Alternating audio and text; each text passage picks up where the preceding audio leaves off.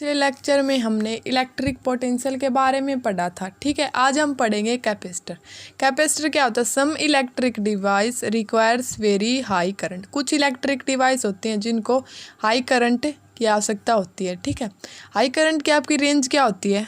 25 ampere से 50 ampere to start दम। उनको शुरू करने के लिए किसी भी चीज़ को शुरू करने में टाइम लगता है, लेकिन बाद में वो कंटिन्यू चलती रहती है। देखो फॉर एग्जांपल आपके पास फ़ैन है, ठीक है, उसको भी क्या होता है? सम इलेक्ट्रिक डिवाइस उसको भी रिक्वायर होता है किसकी? हाई करंट की। मोटर होती है आपकी, जो आपके कैमरा फ्लैश होता है उसमें भी आपका जो कैपेसिटर है वो यूज होता है। ठीक है, जो अब देखो कैपेसिटर क्या होता है? Store electrical energy and supply at once. ठीक है, वो क्या करता है? स्टोर किसको करता है? इलेक्ट्रिकल एनर्जी को, and supply at once suddenly, लेकर इकट्ठा कर लेता है अपने पास। ठीक है, और जब भी देता है वो, ठीक है, बाद में इकट्ठा करके एकदम से हमें एनर्जी दे देता है। ठीक है, तो ये होता है कैपेसिटर का काम। ठीक है, अब देखो जो आपकी बैटरी भी आपको क्या देती है? करंट देती है। ठीक है, बैटरी या फिर सेल, ठीक है, उसको आप किस में कन्वर्ट करती है? केमिकल एनर्जी में, क्योंकि बैटरी भी आपको करंट देती है। ठीक है, वो उसको किस में कन्वर्ट करके देती है? केमिकल एनर्जी में। फिर आपके पास क्या बनती है? Electrical energy. उसके बाद आता है capacitor is a conductor which store electrical charge. Capacitor क्या होता है? कंडक्टर होता है जो क्या करता है? स्टोर किसको करता है? इलेक्ट्रिक चार्ज को। ठीक है, अब इसके बाद आता है आपके पास कैपेसिटेंस। ठीक है, कैपेसिटेंस क्या होता है?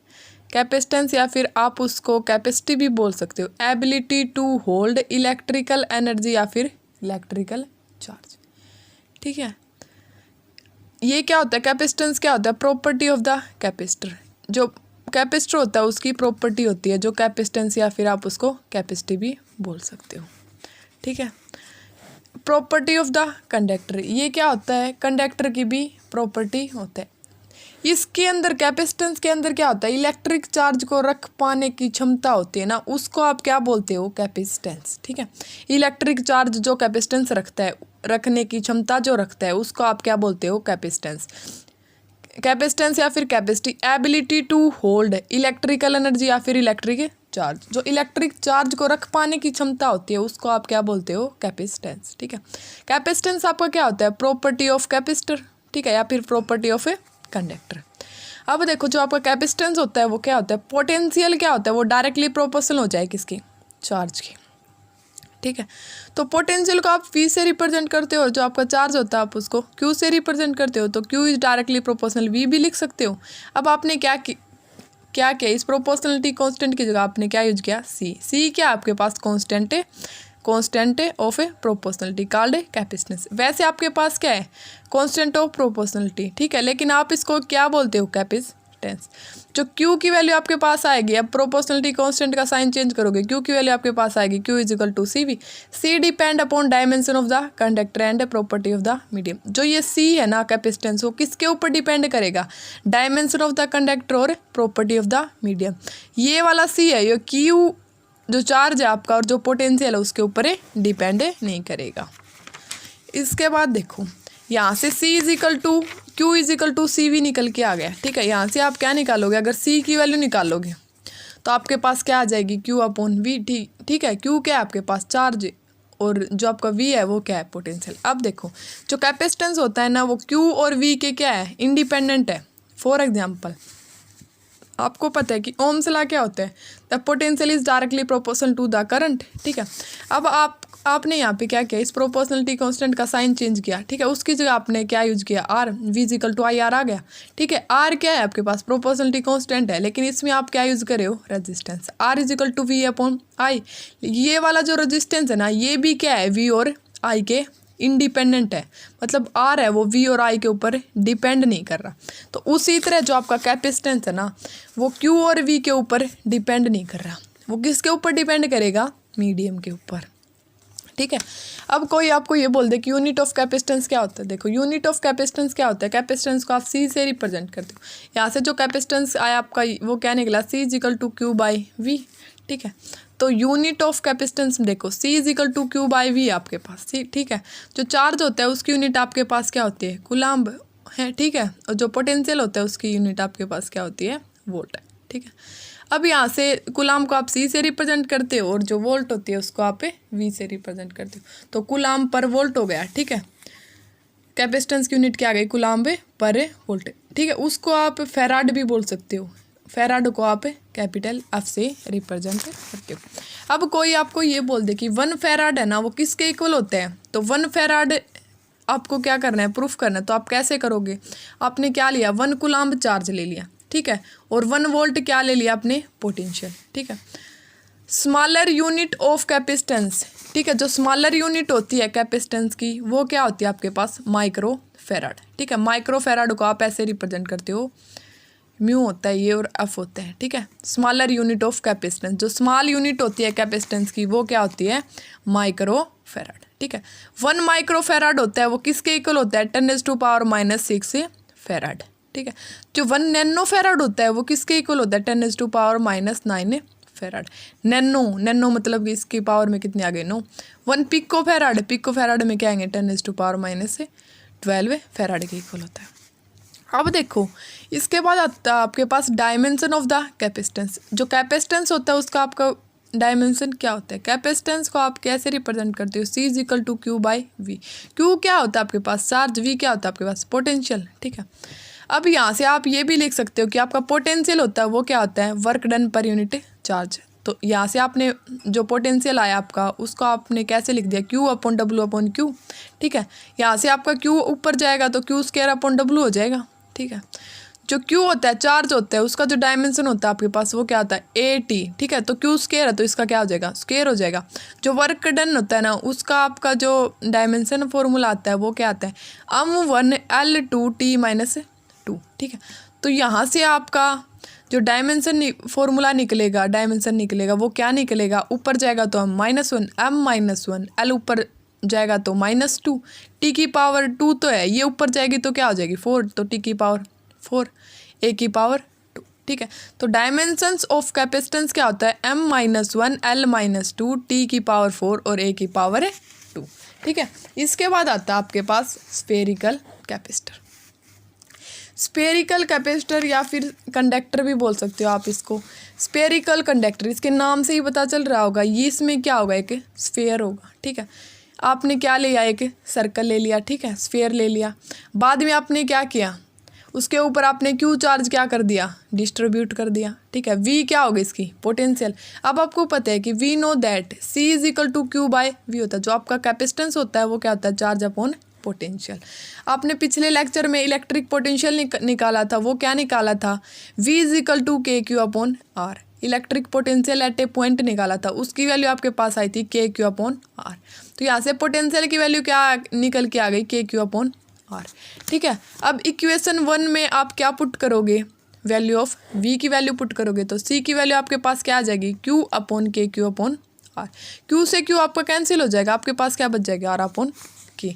जो K होता है ना उसकी वैल्यू आपके पास क्या होती है, 1/4πε0। तो 1/K है तो C = 4πε0 R आ जाएगा।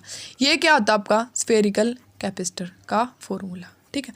तो स्फेरिकल कैपेसिटर के लिए आपने सबसे पहले स्फेयर लिया, उसके ऊपर आपने Q चार्ज डिस्ट्रीब्यूट करवाया, V पोटेंशियल ले लिया।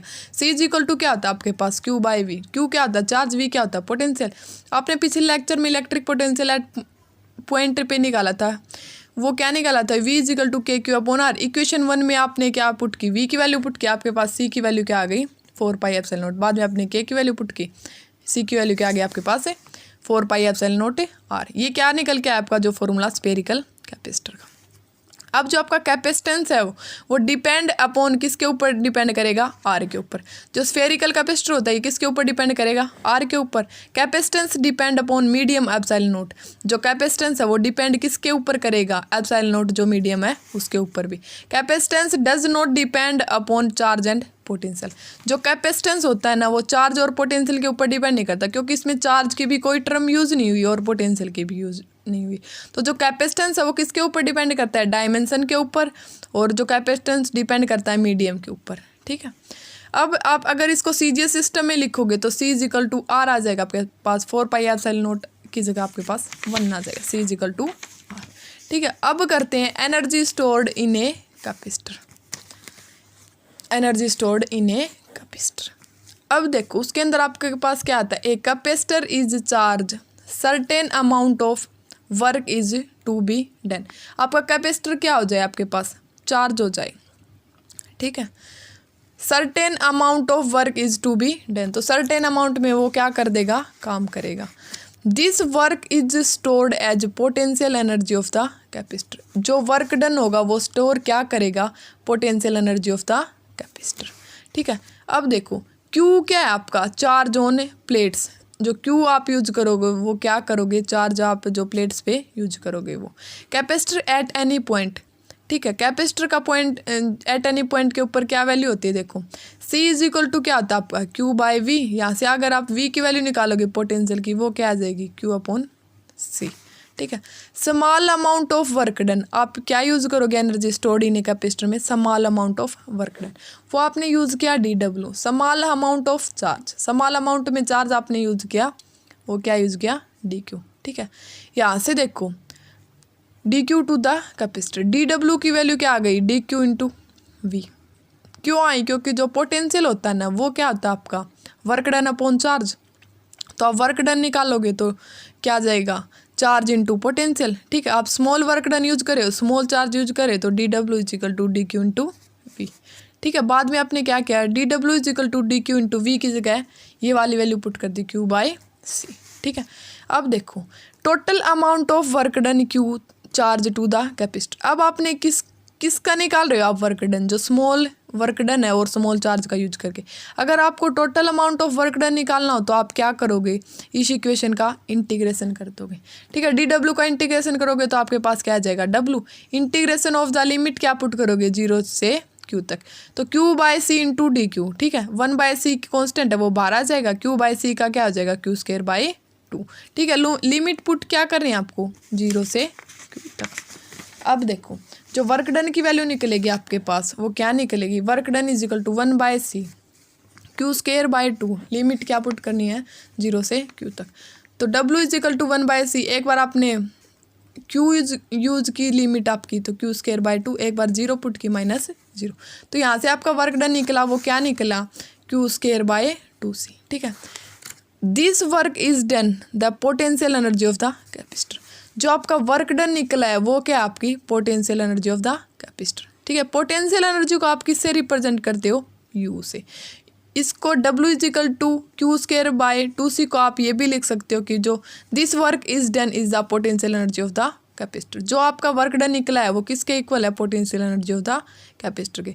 तो u is equal to 1 by 2 Q square by C भी लिख सकते हो इसको। तो इसको आपने ले लिया इक्वेशन फर्स्ट, ठीक है।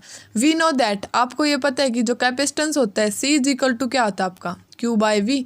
यहाँ से अगर आप q की वैल्यू निकालोगे तो आपके पास क्या आ जाएगी, सी वी। इस वाले इक्वेशन फर्स्ट में आप क्यू की जगह क्या वैल्यू पुट कर दोगे, सी वी।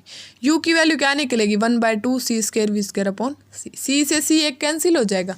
यू की वैल्यू आपके पास क्या निकलेगी, 1 बाई 2 सी वी स्क्वायर, ठीक है। इसको आपने क्या ले लिया, इक्वेशन सेकंड।